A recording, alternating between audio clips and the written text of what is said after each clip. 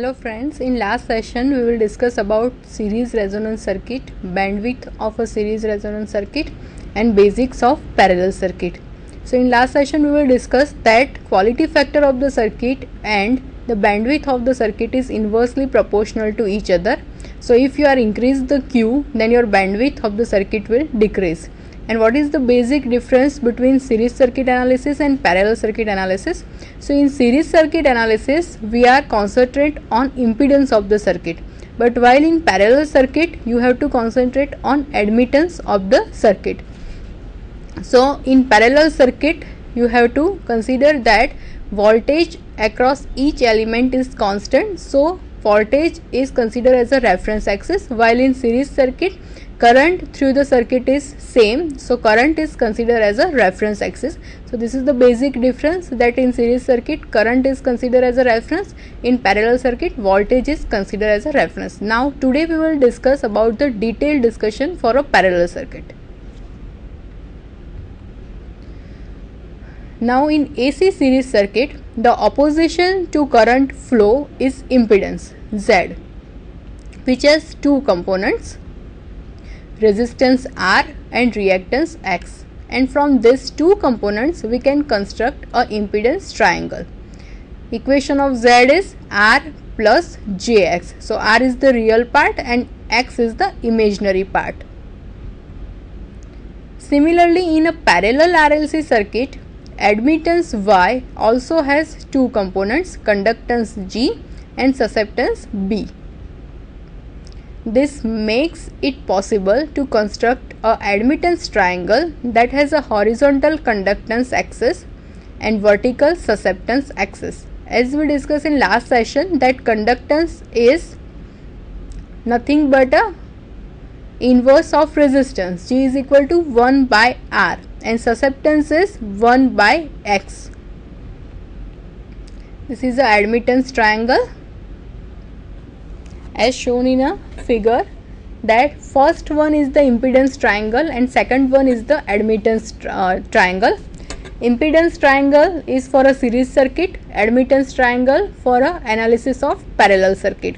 So in impedance triangle, on x axis is our resistance, while in y axis it is our reactance, and combination of these two will give us a impedance of the circuit. Angle between this is the phase angle of the circuit. This is for a series circuit analysis. Now for a parallel circuit, as we discussed in last session, that conductance is reverse of resistance, so it is a real part of a admittance. So on x axis it is our conductance, while susceptance is reverse of reactance. So an imaginary axis it is our susceptance. So here it is susceptance, and addition of these two will give us a admittance. Angle between these two will give a phase angle of the circuit. So this is a conductance on the real axis, susceptance on the imaginary axis, and admittance, combination of these two, G plus JB, it is our admittance. Here R plus JX, it is our impedance. Now parallel circuit, so admittance Y is equal to under root of G square plus BL minus BC whole square, while in series circuit Z is equal to under root of R square plus XL minus XC whole square. So instead of R, here we are considering G, and instead of XL and XC we are considering BL and BC. So Y is equal to nothing but 1 by Z, G is equal to 1 upon R, and BL is the inductive susceptance which is equal to 1 upon omega L, BC is the capacitive susceptance which is equal to omega into C. Now admittance Y is equal to under root of 1 upon R whole square plus 1 upon omega L minus omega C whole square. And impedance Z is equal to 1 upon Y, which is equal to 1 upon under root of 1 upon R whole square plus 1 upon omega L minus omega C whole square. So this is the equation for admittance and this is the equation for impedance. Now power factor is denoted by cos phi. In series circuit, equation of cos phi is R by Z. But while we are consider a parallel circuit, instead of R we are considering G, and instead of Z we are considering Y. So equation of power factor for a parallel circuit is G divided by Y. So phi is equal to cos inverse of G by Y, or tan phi is equal to B by G. In series circuit, tan phi is equal to X by R. So instead of X, here it is B, and instead of R, here it is G. So tan phi is equal to B divided by G, and your phi is equal to tan inverse B by G. So this is the relation of series and parallel. If you are compare the component to each other, so it is very easy to understand parallel circuit. As the admittance Y of a parallel RLC circuit is a complex quantity, the admittance to the general form of impedance, which is R plus jX for series circuit, will be written as Y is equal to G minus JB for a parallel circuit. As we discussed in earlier session, that your susceptance is always reverse of the reactance. So if you are represented Z is equal to R plus Jx, it will indicate that it is inductive circuit, and the same equation you have to represent in form of Y, then it is G minus JB, means it is indicate the inductive circuit. But in parallel circuit, your inductive susceptance is negative, and in series circuit your inductive reactance is positive. So this is the basic difference that you have to remember, that in series circuit your inductive reactance is positive, while in parallel circuit your inductive susceptance is negative. Where the real part G is the conductance and the imaginary part JB is the susceptance. In polar form, Y is equal to G plus JB in a rectangular form. If you have to convert this into polar form, then first of all find the magnitude of this and then find the phase angle, then you can convert it into polar form. So magnitude of this equation is under root of G square plus B square, and phase angle is equal to tan inverse Y by X. So Y is the imaginary part, X is the real part, so it is tan inverse B divided by G. So this is the representation of admittance in a polar form, magnitude into angle. Now one example is there of 50 ohm resistor, a 20 millihenry coil and 5 microfarad capacitor are all connected in parallel across 50 volt 100 hertz supply.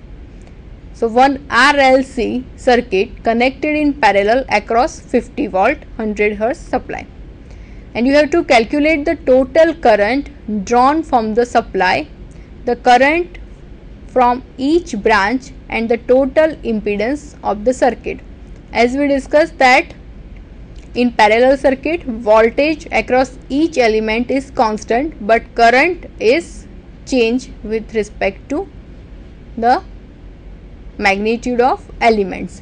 So current passing through resistor, current passing through inductor, and current passing through capacitor, that you have to find, and the total impedance of the circuit and the phase angle. Also construct a current and admittance triangles representing the circuit. So this is the diagram given to you. Resistance R, inductor L and capacitor C are connected in parallel across a voltage of 50 volt, frequency of 100 hertz. Is is the supply current, and this is our IR, current passing through the resistance. Value of resistance is 50 ohm. Current passes through the inductor is IL. Value of inductor is 20 millihenry, and current passes through the capacitor is IC. Value of C is 5 microfarad. You have to find IR, IL, IC, impedance of the circuit, phase angle of the circuit, power factor of the circuit. So first of all we are finding the inductive reactance, which is equal to XL is equal to omega into L, which is equal to 2 pi FL. Frequency is 100 Hz, value of L is given, so it is 2 pi into 100 into 0.02. So our answer is 12.6 ohm. This is our inductive reactance. Now capacitive reactance XC, which is equal to 1 upon omega C is equal to 1 upon 2 pi FC. F is equal to 100 Hz and C is equal to 5 microfarad. So it is 1 upon 2 pi 100 into 5 into 10 raised to minus 6 microfarad. So it is 10 raised to minus 6. So our answer is 318.3 ohm. Now impedance of the circuit. So equation of Z is equal to 1 upon Y. So this is the equation of Y. So 1 upon under root of 1 by R whole square plus 1 upon XL minus 1 upon XC whole square. Equation of R is given, XL and XC is known. So your equation is like this: 1 upon under root of 1 by 50 whole square plus 1 by 12.6 minus 1 by 318.3 whole square. So our equation is like this: Z is equal to 1 upon under root of 0.0004 plus 0.0058. So your answer is 1 upon 0.0788 and it is equal to 127 ohm. So our impedance for the circuit is 127 ohm. Now current through resistance IR, which is equal to V divided by R. Value of voltage is 50 volt, value of resistance is 50 ohm. So our current is 1 ampere.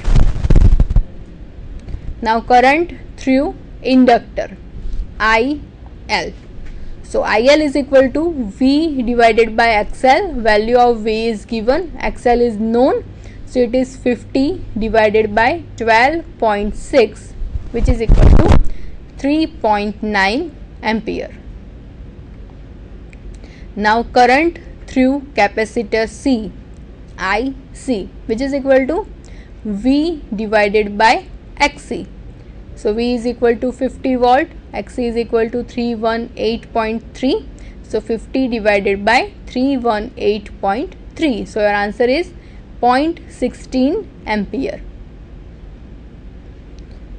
Now IR is known, IL is known, IC is known. So you can find the total supply current IS. Equation of IS is under root of IR square plus IL minus IC whole square. So you can rewrite the equation like this. It is equal to under root of 1 square. 1 is the current passing through the resistance plus 3.9 minus 0.16 whole square. 3.9 is the current passing through inductor and 0.16 is the current passing through the capacitor. So your answer is 3.87 ampere. Now conductance. Conductance is equal to 1 upon R. So it is 1 by 50. So our answer is 0.02 Siemens or it is 20 millisiemens. Now inductive susceptance. Inductive susceptance is equal to 1 divided by inductive reactance. So 1 divided by XL, it is equal to 1 divided by 12.6. So it is 0.08 Siemens or 80 millisiemens. Now capacitive susceptance, which is denoted by BC. So BC is equal to 1 divided by XC, which is equal to 1 divided by 318.3 is equal to 0.003 Siemens or 3 millisiemens. Now admittance. Admittance is equal to 1 by Z. value of impedance is already known, which is 12.7. So 1 divided by 12.7. So your answer is 0.078 Siemens, or it is 78 millisiemens. Now phase angle of the particular circuit. Equation of cos phi is equal to G divided by Y. G is the conductance of the circuit, Y is the admittance of the circuit. So it is equal to 20 millisiemens divided by 78 millisiemens. So your answer is 0.256 is the cos phi, means power factor of the circuit. Phi is equal to cos inverse of this. So cos inverse of 0.256. So your answer is 75.3 degree. Lagging will indicate that it is a inductive circuit.